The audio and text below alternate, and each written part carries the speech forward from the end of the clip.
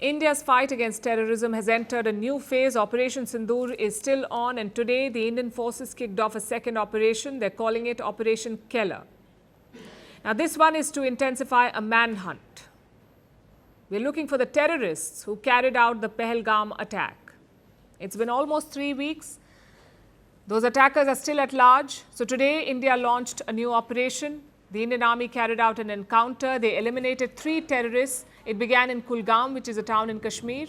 As the Indian forces approached, the terrorists tried to flee, but they were soon cornered in Shopian, a city close to Pahalgam, and that is where they were neutralized.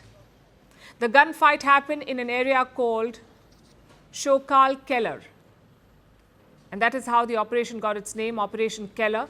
The Indian forces took out all the 3 terrorists here. Among them was a major target, a man called Shahid Kuttey. He was the chief of TRF, that is the Resistance Front, the group behind the Pahalgam terror attack, a known proxy of the Lashkar. Shahid Kuttey was linked to multiple attacks. In 2024, he shot 2 German tourists. A month later, he killed a local politician. He is also believed to have played a role in the Pahalgam attack. His death is a major blow to the Lashkar-e-Toiba, the Pakistani terror group proscribed by the United Nations. It's also a setback to the Lashkar's network in South Kashmir because reports say that this man was central to their operations. He was actively involved in the Lashkar's recruitment, training and coordination. Some observers believe that he had a direct contact with terrorist handlers in Pakistan. This is to receive weapons, explosives and funding. The Indian security forces are yet to confirm this. They've been busy trying to demolish the terror network. Post the Pahalgam terror attack, local authorities have demolished the homes of 10 terrorists. Apparently, Shahid Kuttey's home was among them, and today he himself was gunned down. But the mission is far from over. The terrorists who carried out the Pahalgam attack are yet to be brought to justice. The Jammu and Kashmir police have released sketches and details of 3 men. A 20 lakh rupee bounty has been placed on their heads. That's around $24,000 per head. Among the attackers was a local. His name was Hussain Tokar. The other 2 terrorists were Pakistanis. One of them is called Ali Bhai, also known as Talha. The second is Hasim Musa, who also goes by the name Suleiman. Now, their faces are public. The search operation is on. Right after the attack, reports said that 7 terrorists were involved in the Pahalgam attack, 7 people. Then we were told that security agencies were looking for 4 men. And now we can tell you that they are targeting these 3, whose sketches we just showed you. They've called this Operation Keller. It's supposed to convey continuity, to show that India's counter-terror operations are a sustained effort. They're part of a long-term campaign. Meanwhile, India is also stepping up diplomatic pressure. It is planning to send a team to the United Nations.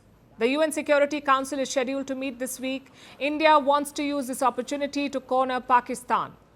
Indian officials plan to present evidence about the Pahalgam attack. They want to highlight the role of the Resistance Front, the TRF. India wants the TRF to be designated as a terrorist organization by the UN. It wants to highlight Pakistan's complicity. Remember, Pakistan has been actively trying to protect the TRF. In the aftermath of the Pahalgam attack, the UN Security Council issued a statement. Look at that statement. It condemns the attack, but it did not name the TRF.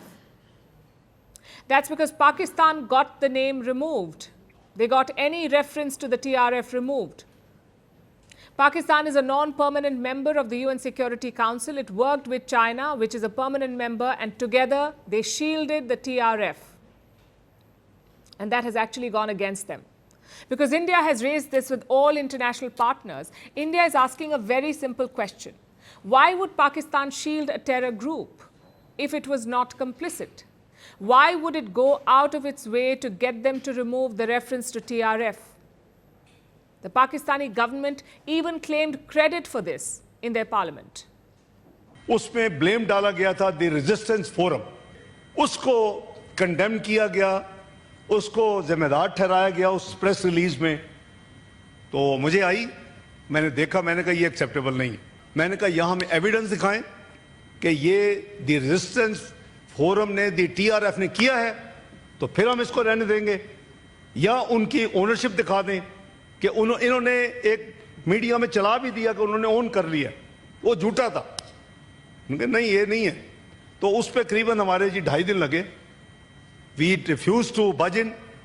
मुझे बड़े बड़े capital से कॉलें आई कि देखें इस वक्त मैं जी nothing doing, ये नहीं हो सकता, Pakistan will not accept. And with that, Pakistan scored another self-goal. Sources say most global players agree with India's point. Pakistan is protecting the TRF because it is their proxy. Now, India wants to ride the momentum of global support to get this group listed at the United Nations. It won't be easy, but it must be done. At Firstpost, we are choosing to hold on to accuracy. That means we won't always be first. We may not get you your breaking alert. But what you will get is what we owe you, and that is the truth. Verified, checked, and cross-checked. We rely on sources and verified ones. After all, that's what separates a journalist from a loudspeaker. But sometimes even we miss a beat, and when we do, we will tell you. Like yesterday, we ran visuals from a registered news agency. That visual turned out to be fake, so we are taking accountability. And from now on, we will cite the source of every visual, every picture, every video that you see on Firstpost will have a source mentioned. That is our commitment to you. We will wait, we will verify, we will ask again, and only then will we tell you. No noise, no panic, just the facts. Because right now, that is what the country needs most.